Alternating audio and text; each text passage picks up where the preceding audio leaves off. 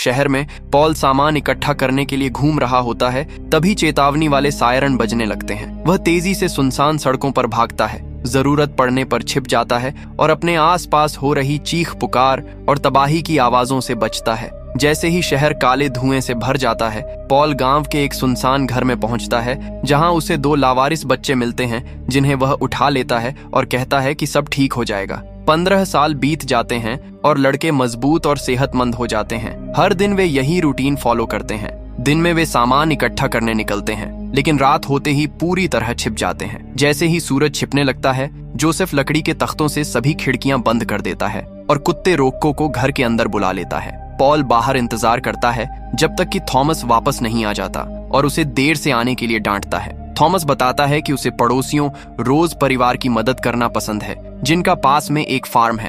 फिर तीनों खाने से पहले सभी दरवाजे और खिड़कियां बंद कर लेते हैं। पॉल थॉमस को फिर से डांटता है, कहता है कि अगर वह फिर कभी देर से आया तो उसे घर के आसपास से बाहर नहीं निकलने दिया जाएगा। जोसेफ इस वजह से अपने भाई का मजाक उड़ाता है और बहस जल्द ही असली लड़ाई में बदल जाती है। लेकिन पॉल तुरंत उन्हें अलग करता है और याद दिलाता है कि वे इंसान हैं, जानवर नहीं। खाने के बाद पॉल अपने बेटों को शतरंज खेलते हुए देखता है, लेकिन जब रोको फर्श पर खरोंचने और शोर करने लगता है तो उसका ध्यान भटक जाता है। इसे खतरे का संकेत मानकर पॉल और थॉमस नीचे जाते हैं और दरवाजे पर अचानक दस्तक से चौंक जाते हैं। ऐसा लगता है कि मॉन्स्टर जबरदस्ती अंदर घुसने की कोशिश कर रहे हैं, इसलिए वे दरवाजा टूटने से बचाने के लिए जल्दी से उसे पकड़ लेते हैं। कई पलों तक बहुत शोर और धमाके होते रहते हैं, जब तक कि मॉन्स्टर हार मानकर चले नहीं जाते। थॉमस दरवाजे में मदद न करने के लिए जोसेफ की बुराई करता है, लेकिन जोसेफ दिखाता है कि वह यह समझने के लिए ध्यान दे रहा था कि वे कैसे बिहेव करते हैं। 3 अटैक हुए,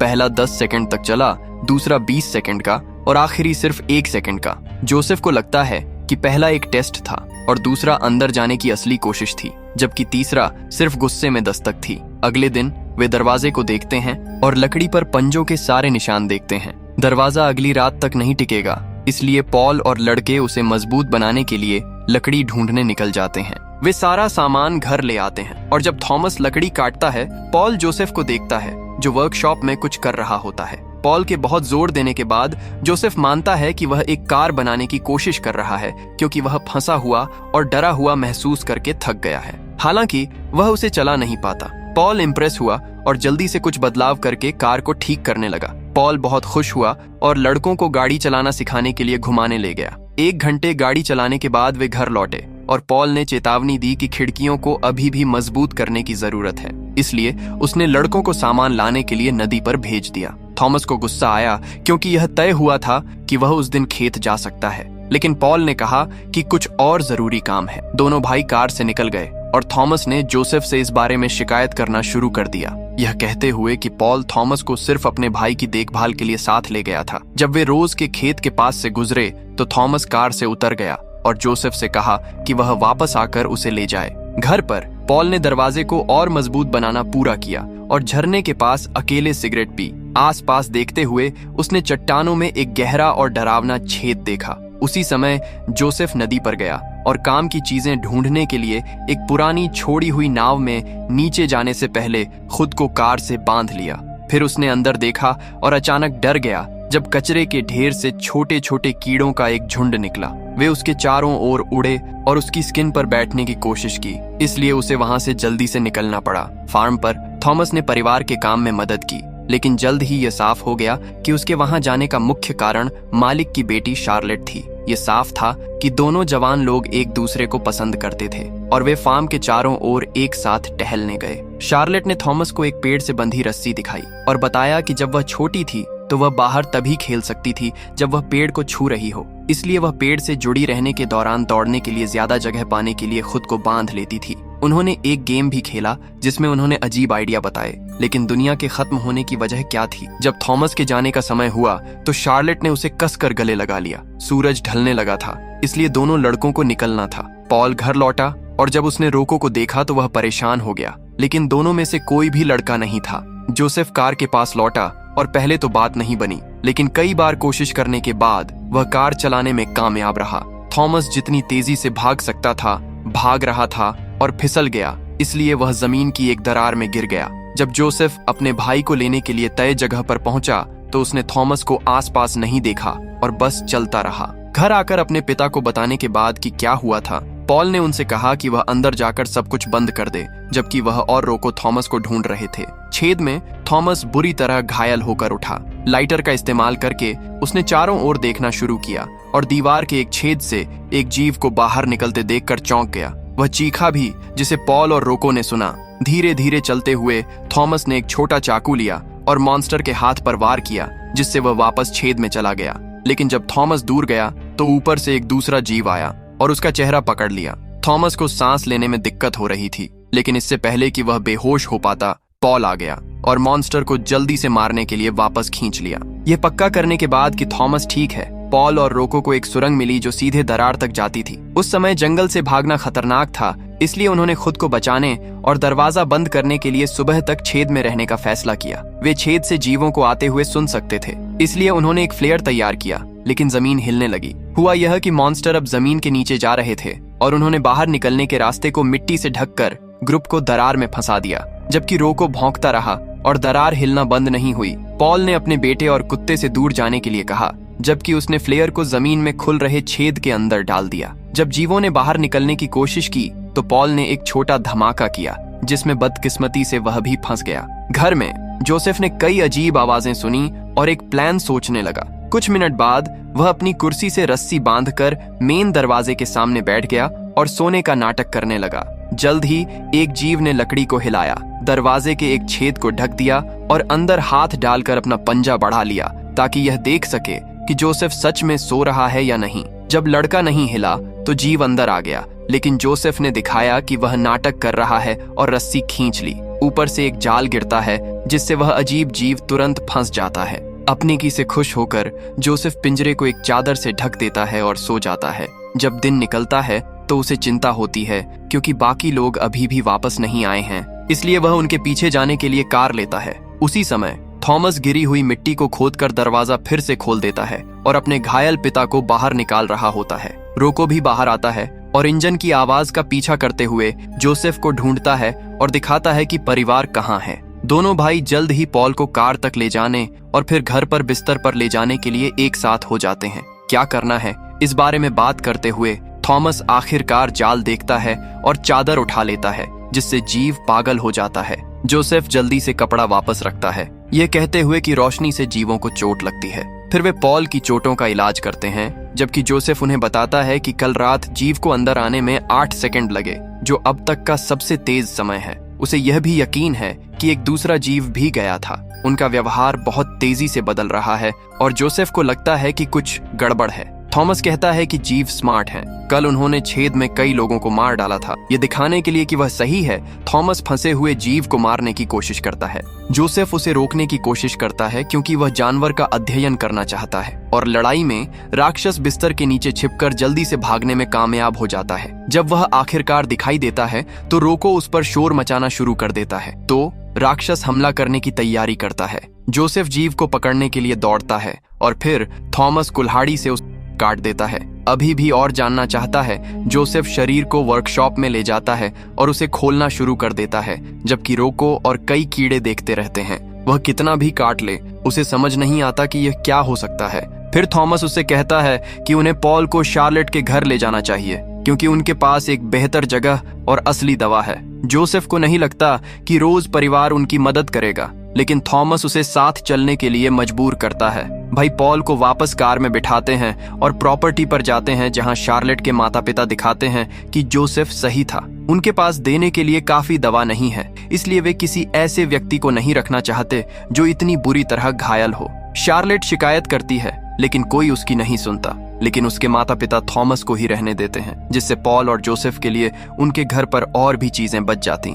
जोसेफ जल्द ही चला जाता है और जब थॉमस उसके पीछे जाता है तो वे लड़ते हैं और जोसेफ अपने पिता की मौत के लिए थॉमस को दोषी ठहराता है। लेकिन जब वह देखता है कि वह क्या कर रहा है तो वह रुक जाता है। जोसेफ जल्द ही कार में बैठकर अपने बेहोश पिता के साथ चला जाता है, इसलिए थॉमस परिवार के साथ प्रॉपर्टी पर ही रहता है। बाद में शार्लेट थॉमस के साथ बहुत अच्छा खाना खाती है और उसे अपनी कुछ चीजें दिखाती है जो थॉमस ने पहले कभी नहीं देखी थी। लेकिन शार्लेट के पिता आते हैं और अपनी बेटी को दूसरे कमरे में भेज देते हैं। घर वापस आते समय जोसेफ भेड़ों को डर के मारे भागते हुए और हर जगह मिट्टी के ढेर देखता है, जिसका मतलब है कि जीव जमीन के नीचे जा रहे हैं। जब वह घर पहुंचता है तो उसे दीवार के पास एक कच्चा रास्ता दिखता है, इसलिए उसे डर लगता है कि मॉन्स्टर घर के नीचे हो सकते हैं। अपने पिता का ध्यान रखने के बाद जोसेफ वर्कशॉप जाता है और एक नया प्लान बनाने के लिए चीजें इकट्ठा करना शुरू कर देता है।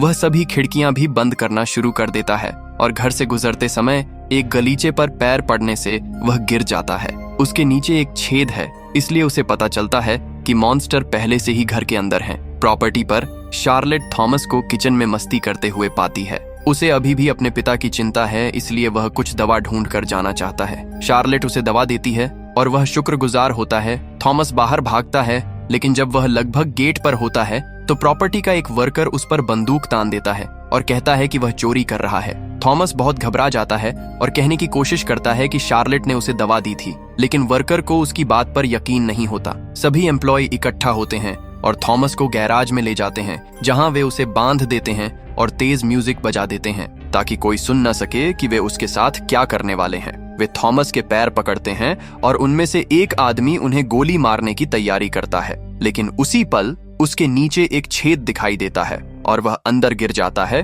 जिससे गोली गलत हो जाती है।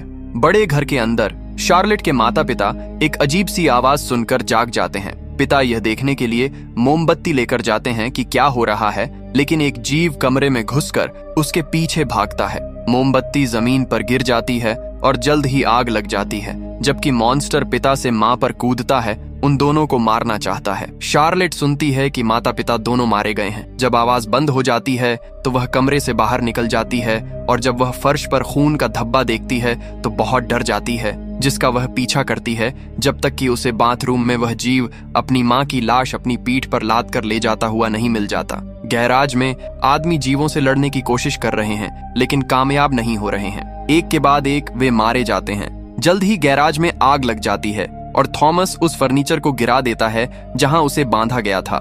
लकड़ी तोड़कर अपने हाथ छुड़ा लेता है। उसी समय एक जीव उसे ढूंढ लेता है, लेकिन इससे पहले कि वह हमला कर पाता, शार्लेट उसे गिरा देती है। फिर दोनों जवान लोग बाहर भागते हैं और थॉमस घर में आग लगी हुई देखता है। शार्लेट उसे बताती है कि उसके माता पिता मर गए हैं, इसलिए वे थॉमस के घर जाने का फैसला करते हैं। वह कुछ समय बचाने के लिए बहुत सारा फर्नीचर गड्ढे में फेंक देता है। फिर वह अपने पिता को देखता है जो बेहोश हैं और लड़ाई की तैयारी करने से पहले उनके माथे को चूमता है। दरवाजे का छेद अचानक खुल जाता है, लेकिन वहां सिर्फ थॉमस और शार्लेट होते हैं। जोसेफ कहता है कि उसे थॉमस की मदद चाहिए, लेकिन जब पॉल आखिरकार जाग जाता है तो उनकी बातचीत बंद हो जाती है। वह जल्द ही दवा ले लेता है और अपने बेटों से कहता है कि लड़ना बंद न करें। जोसेफ दूसरों को अपना प्लान बताता है और वे गैराज में मिले सभी फ्यूल के डिब्बे इकट्ठा करते हैं, जबकि रोक को आने वाले खतरे की चेतावनी देने के लिए शोर मचाता रहता है। ग्रुप एक पुराना फ्रीजर भी घर में धकेल देता है। फिर थॉमस और शार्लेट बाकी सारी खिड़कियां बंद करने लगते हैं, जबकि जोसेफ फर्नीचर का ढेर बनाता है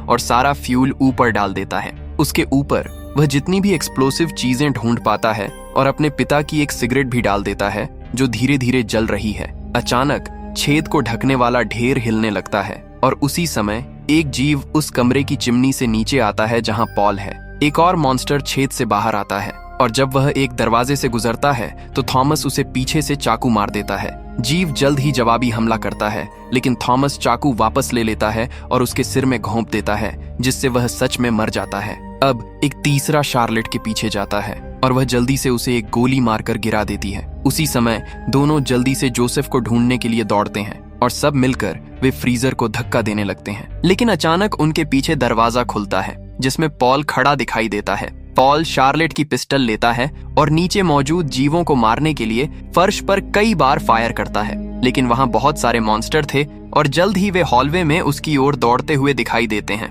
पॉल पहले वाले को जो शोर मचाता है, जोर से लात मारता है और वजन से ज्यादातर जीव जमीन पर गिर जाते हैं, इससे पहले कि वे पॉल को चोट पहुंचा पाएं, जो यह देखकर हैरान है कि तीनों एक साथ कितनी अच्छी तरह काम करते हैं। फिर तीनों लड़के और रोको फ्रीजर की ओर दौड़ते हैं। उनके साथ जाने के बजाय पॉल दरवाजा बंद कर देता है और ग्रुप को भागने का समय देने के लिए वहीं रुक जाता है। सब लोग फ्रीजर के अंदर छिप जाते हैं, जबकि पॉल उस दिन को याद करता है जब उसने बच्चों को ध्यान से पकड़ा था, उनसे कहा था कि सब ठीक हो जाएगा, जब तक कि फर्नीचर का ढेर आखिरकार फट नहीं जाता, जिससे पूरा घर गिर जाता है और जलने लगता है। फ्रीजर चलना शुरू हो जाता है और कई मिनट तक चलता रहता है। जब वह आखिरकार हिलना बंद कर देता है तो लड़के बाहर आते हैं और घर के बचे हुए हिस्सों में पॉल को ढूंढते हैं, लेकिन अचानक एक जीव बाहर कूद जाता है। ग्रुप कार की तरफ दौड़ता है और दूर चला जाता है, जबकि वह जीव आग में जलता हुआ उन सबके पीछे चलता है। शार्लेट के शॉट से कोई मदद नहीं मिलती, इसलिए जब वह जीव बहुत करीब आ जाता है